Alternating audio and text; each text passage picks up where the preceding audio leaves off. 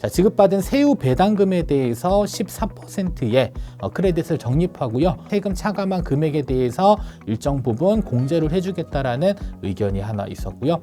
자, 두 번째로는 외국 납부세 공제율 계산하는 방식이 있습니다. 그 세금 부분에 대해서 공제 금액을 책정해서 또 마찬가지로 9% 세금 뗀 금액에 납부세 공제를 적용해주겠다라는 내용인데, 직접적으로 이제 크레딧을 적용했었을 경우와 외국 납부세액을 적용했을 때 어느 정도 만기 금액의 세금 차이가 있는지 엑셀 데이터를 가지고 같이 한번 살펴보도록 하겠습니다.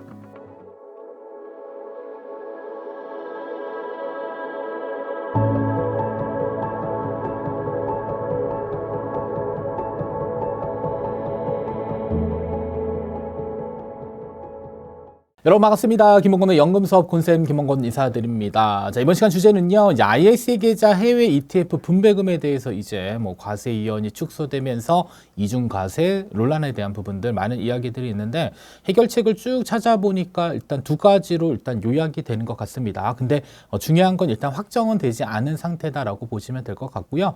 그래서 첫 번째로는 크레딧을 적립해 주겠다라는 내용이 하나 있고요.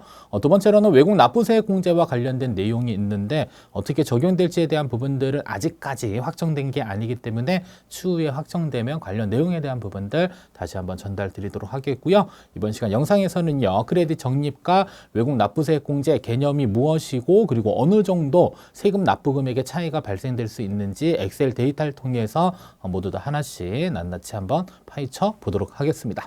자, 먼저 첫 번째로는 IS 계좌 이중과세 논란에 대한 내용 일단 간략하게 정리를 해드리도록 하겠습니다. 자, 일단은 2025년 이전까지는요, ISA 계좌의 가장 큰 혜택이다라고 한다면 장기 투자했었을 때 어떻게 보면 과세 이연에 대한 부분이었습니다. 그래서 분배금이 지급되면 원래 세금 떼야 되는데 세금을 떼지 않고 나중에 인출할 때 떼는데, 우리가 흔히 알고 있는 분배금에 대한 세금은 15.4%인데 ISA 계좌의 경우는 200만 원 또는 400만 원 한도로 비과세되고, 그리고 비과세 한도 초과분에 대해서만 9.9%로 세금을 과세하는 이러한 형태였는데, 앞으로 2025년부터는요, 이제 국내 상장 해외 ETF, 그러니까 어떻게 보면 해외 펀드겠죠. 해외 펀드에서 발생되는 분배금에 대해서 이제는 15%의 세금을 원청 징수한 다음에 계좌에 보내주겠다라는 내용이고요. 자, 그리고 나서 세금이 과세된 재원을 가지고 나중에 인출했을 때 어떻게 보면 비과세 한도를 초과하는 부분에 대해서는 또 9.9%의 세금을 과세한다라는 이러한 내용이 계속 흘러가다 보니까 이중과세 논란에 계속적으로 노출이 되는 부분들이 있습니다. 따라서 당연히 이중과세가 되지 않아야 되는데, 사실상 대책이 마련되지 않은 상태에서 제도가 시행되는 바람에 여러 가지 문제점들이 계속적으로 발생이 되고 있는 현실입니다. 따라서 이중과세 대책으로 쭉 찾아보니까 뉴스 기사에서는 지급받은 세후 배당금에 대해서 14%의 크레딧을 적립하고요. 그리고 나서 나중에 9.9% 세금 차감한 금액에 대해서 일정 부분 공제를 해주겠다라는 의견이 하나 있었고요. 자, 두 번째로는 외국 납부세 공제율 계산하는 방식이 있습니다. 그 공제율을 14%를 적용해서 직접 원청 징수된 15% 세금 부분에 대해서 공제 금액을 책정해서 또 마찬가지로 9% 세금 뗀 금액에 또 이 금액에 대한 외국 납부세 공제를 적용해 주겠다라는 내용인데, 두 가지가 어떠한 차이점들이 있는지 같이 한번 추가적으로 알아보도록 하겠습니다. 자, 다음 두 번째입니다. 자, 국내 상장 해외 ETF 분배금 크레딧 적립과 외국 납부세 공제 한번 비교를 해보도록 하겠습니다. 자, 먼저 크레딧 적립에 대한 부분입니다. 일반적으로 이제 세전 배당금, 즉 해외 ETF에서 발생되는 세전 배당금에 대해서는 이제 15%의 세금을 과세하고 지급을 합니다. 그래서 세후 배당금을 계산하기 위해서는 세전 배당금에다가 1-0.15 곱해가지고 계산하면 바로 세후 배당금이 계산이 되고요. 여기에 세후 배당금의 14%의 이제 세율을 곱해서 크레딧을 적립을 해주겠다라는 내용입니다. 따라서 원청 징수한 세후 배당금의 14%를 적립해서 나중에 최종적으로 우리가 ISA 계좌 해지하게 되면 만기 이전에 이제 손익정산에서 세금을 부과해야 되는데, 그 부분에서 차감을 해주겠다라는 내용입니다. 자, 그래서 간략히 이제 전체적인 과세 구조를 보시게 되면, 자, ISA 계좌 안에서 과세 대상 이익이 발생되게 됩니다. 이때는 손익정산을 합니다. 그래서 이익과 손실을 통산한 다음에 순이익에 대해서 비과세 한도 200만 원 또는 400만 원 한도로 차감을 해주고요. 자, 그리고 비과세 한도 초과분에 대해서는 9.9%로 분리과세 처리되는 부분이 있었습니다. 그래서 분리과세 처리되게 되면 실제로 납부할 세금이 발생이 되는데 이 크레딧 적립된 14%의 금액을 차감을 해주면서 양수가 발생되면 그 차익만큼은 세금을 내는 거고요. 만약에 음수가 발생하게 되면 실제로 납부할 세금은 크레딧 적립액에서 공제되는 부분들이 있기 때문에 실제로 납부할 세금은 없게 되는 이러한 구조가 첫 번째 크레딧 적립과 관련된 부분입니다. 자, 두 번째로는 외국 납부세액 공제와 관련된 부분인데, 자, 일단 해외에 15% 세금을 냅니다. 뭐 세금에 대한 부분이겠죠. 거기에 배당소득세의 55.29%를 적용해서 외국 납부세액 공제를 반영하겠다라는 내용인데, 자, 그러면 외국 납부세액 공제는 도대체 어떻게 계산을 하냐? 첫 번째로는 국내 원천징수세율 9% 나누기 해외 원천징수세율은 원래는 15%인데 우리나라에 돌아와서 14%를 적용한다라고 이야기를 했습니다. 따라서 국내 원천징수세율 9% 나누기 해외 원천세율 14%를 나눠주시고요. 여기에다가 국내 원천세율 9%를 차감하게 되면 실제로 9% 나누기 14% 빼기 9%. 자, 그러면 외국 납부세 공제율이 55.29%가 나오고요. 자, 이것을 세액공제로 환산한다라고 한다면 자, 원천징수한 15%의 배당 소득세에다가 곱하기 55.29%를 적용하게 되면 실제로 외국 납부세 공제 금액이 계산이 됩니다.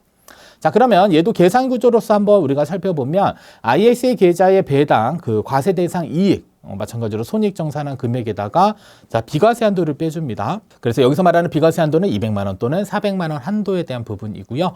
비과세 한도 초과된 부분에 대해서는 이제 9.9%, 사실 여기에는 그 지방소득세는 빼야 됩니다. 그래서 일단 9%에 대한 세금을 계산을 해서 납부할 세금을 정산을 하고요. 여기에다 외국 납부세 공제를 차감을 해줘서 양수가 나오면 그 금액만큼은 세금을 부담을 해야 되고요. 그리고 음수가 나왔을 경우에는 세금 부담이 없다라는 내용입니다. 따라서 뭐 크레딧으로 적용해서 뭐 계산하는 뭐 여러 가지 뭐 시뮬레이션 내용들도 있었고요. 그다음에 외국 납부세 공제를 적용해서 세금을 계산하겠다라는 시뮬레이션도 있었는데 사실 뭐가 어떻게 적용되겠다라는 실질적인 그 세법 개정에 대한 부분들은 아직까지는 확인은 하지는 못했습니다. 그래서 조금 시간이 좀 필요할 것으로 예상이 되고 있고요. 자, 그러면 직접적으로 이제 크레딧을 적용했었을 경우와 외국 납부세액을 적용했을 때 어느 정도 만기 금액의 세금 차이가 있는지 엑셀 데이터를 가지고 같이 한번 살펴보도록 하겠습니다. 자, 먼저 엑셀 파일을 잠깐 보시게 되면 우리가 일반적으로 ISA 계좌에서 해외 배당 과세하기 전에는 다음과 같은 구조로 되어져 있었습니다. 그래서 첫 번째로 매수 금액은 일단 예를 들어서 1억 원으로 가정을 했고요. 연간 수익률은 그냥 누적적으로 20%가 발생됐다라고 가정을 했고 연간 분배율도 누적적으로 10%가 발생됐다라고 가정을 했습니다. 자, 그러면 자, 세전 매매 차익에 대한 부분들은 1억 원의 20%가 되니까 2천만 원이 발생된다고 보시면 되고 세전 배당금은 1억 원의 10%니까 1,000만 원이 발생됐다라고 가정을 했습니다. 물론 실제로 계산을 하게 되면 뭐 지급받은 분배금을 재투자를 하게 돼서 계속적으로 늘어나는 금액에 대해서 증액처럼 계산을 해야 되겠지만 일단은 계산 시뮬레이션을 그렇게 하면 너무 복잡해지기 때문에 단순히 표면적으로 보이는 매매 차익과 분배율에 대한 배당 분배금에 가지고 계산을 했다라고 보시면 되겠고요. 자, 그리고 배당에 대한 원천징수세율은 없으니까 그냥 빵원하고요. 원천징수세액도 없습니다. 자, 그러면 세후 배당금은 일단 1천만 원이 발생이 되고요. 여기에 운용이익과 그리고 배당금을 모두 다 합산했었을 경우에 과세 대상 이익은 3천만 원이 발생되는 것으로 확인을 할 수 있습니다. 자, 그리고 나서 비과세 한도는 200만 원 설정을 해서요. 비과세 한도 초과 이익을 계산했더니 2,800만 원이 나오고 2,800만 원에 대해서 세율 9%를 적용을 하게 되면 초과 이익에 대한 세금은 252만 원이 계산이 됩니다. 그리고 여기에 지방소득세 뭐 0.9%까지 반영하게 되면 실제로 납부해야 될 세금은 조금 더 늘어나게 되는 구조가 우리가 원래 알고 있던 ISA 계좌의 세금 구조가 되겠습니다.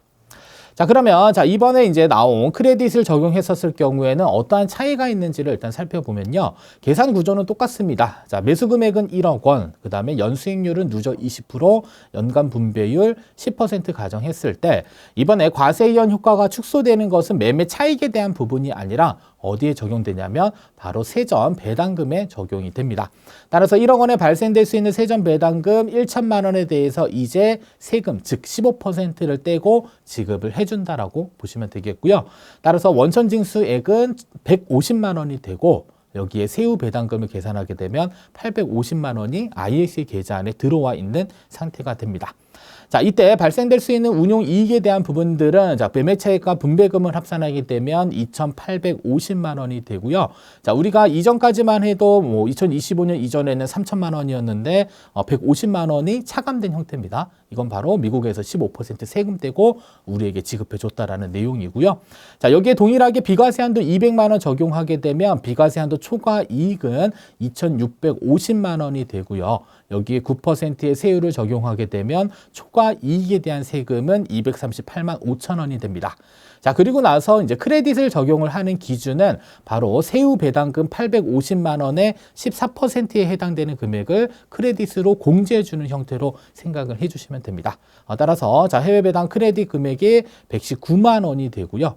이 금액을 차감했을 때 실질적으로 납부해야 될 세금이 119만 5천 원으로 계산되는 형태로 기억을 해주시면 되겠습니다. 자, 다음 세 번째로는 외국 납부세 공제와 관련된 부분입니다. 외국 납부세 공제. 자, 일단 매수 금액은 1억 원 동일하고요. 연수익률 20%, 연간 분배율도 10% 동일합니다. 자, 그리고 배당에 대한 원천징수세율 15% 적용해서 실제로 원천징수된 금액 150만 원 차감하게 되면 세후 배당금은 자, 850만 원이 되고요. 실제로 운용 대상, 운용 이익에 대한 부분들은 자, 매매 차익과 배당금 합산해서 2,850만 원이 되고 있습니다. 자, 여기에 동일하게 ISA 계좌 비과세 한도 얼마? 200만 원 차감해 주게 되면 2,650만 원이 되고요. 세율 9%를 적용해 주게 되면 초과 이익에 대한 세금은 238만 5천 원. 이렇게 크레딧 적용하는 값과 동일하게 됩니다. 다만 차이점이 발생되는 것은 외국 납부세 공제율을 적용하는 공식이 있었습니다. 그래서 국내 원천징수세율 9% 그리고 해외에서 부담한 세금은 15%인데 우리나라에서 14% 크레딧 적용한다라고 했으니까 9% 나누기 14% 빼기 국내 원천징수세율 9% 하게 되면 55.29%가 계산이 되고요. 이 55.29%는 자 150만 원, 즉 해외에서 원천징수한 그 금액에 대해서 적용이 됩니다. 이때 공제율을 한번 계산하게 되면 82만 9,286원이 차감이 되고요. 이때 자 초과 이익에 대한 세금과 외국 납부세 공제율을 차감해 주게 되면 155만 원 정도의 세금을 부담하는 것으로 확인을 할 수가 있습니다. 자, 그러면 어떠한 부분이 가장 유리한가 이렇게 살펴봤더니 가장 유리한 것은 현재 2024년 기준의 세법이 그대로 유지되는 게 사실 세금을 가장 적게 냅니다. 252만 원으로 가장 적게 내고요. 자, 그리고 크레딧 그냥 14%를 차감하겠다. 그래서 세후 배당금의 14%를 차감한 금액을 공제해 줬을 경우에는 자, 269만 5천 원이 되고요. 그리고 외국 납부세 공제를 적용해 주게 되면 일단은 305만 5천 원에 대한 세금이 가장 많이 납부되는 것으로 확인이 되고 있습니다. 따라서 어떻게 정리될지는 사실 잘 알지는 못하겠으나 일단 한번 기다려 볼 필요는 있고요. 개인적인 생각으로는 그냥 세금 뗀 거 비과세 처리해 주면 아주 간단한 문제인데 왜 도대체 비과세 처리를 안 해주고 이렇게 복잡하게 세금을 계산을 하는 것인지는 저도 사실 잘 모르겠습니다. 그래서 7월까지는 어찌됐던 이렇게 세부적인 사안에 대해서 일단 정리해서 시행한다고 하니까요. 그때까지는 일단은 한번 기다려 볼 필요가 있을 부분이다라는 점 참고로 알고 계시면 좋을 것 같습니다. 자, 결론입니다. 자, 사실 어떤 기준을 적용해도 일단 한 가지 확실한 사실은 이 지급받은 분배금을 계속적으로 재투자했었을 때 발생되는 이익은 감소가 될 수밖에 없습니다. 왜냐하면 기본적으로 발생되는 분배금의 15.4%를 뗀 세후 분배금이 지급되고 그리고 세후 분배금을 합산해서 다시 계속적으로 재투자한다라는 건 결국에 세금 즉 15.4%에 대한 재투자 금액이 상실되는 부분들이 발생되기 때문에 어떤 기준 적용해도 분배금 재투자에 따른 이익은 감소되지만 아직까지는 살아있는 거 매매 차익에 대한 과세 이연 효과는 그대로 있고요. 그리고 아직까지도 비과세 효과 그리고 9.9%의 분리과세 그리고 금융소득 종합과세에 합산되지 않는다라는 점 그리고 건강보험료 산정 기준소득에도 포함되지 않는 여러 가지 혜택은 아직 남아있기 때문에 과세 이연 효과만 축소됐지 나머지 혜택은 아직까지는 계속적으로 유지할 수 있다는 사실은 꼭 알고 계시면서 섣불리 판단하지는 마시고요. 최종적으로 어떤 결론이 날 때까지는 잠시 기다렸다가 그 이후에 또 다른 새로운 방식으로 과세 이연 축소된 거에 대한 부분들 어떻게 하면 또 극복할 수 있는지를 계획 세워보면 어떨까라는 생각을 해봅니다. 자, 지금까지 여러분의 평생가는 연금 선생님 곤쌤이었습니다. 다음에도 좋은 영상으로 찾아뵙도록 하겠습니다. 감사합니다.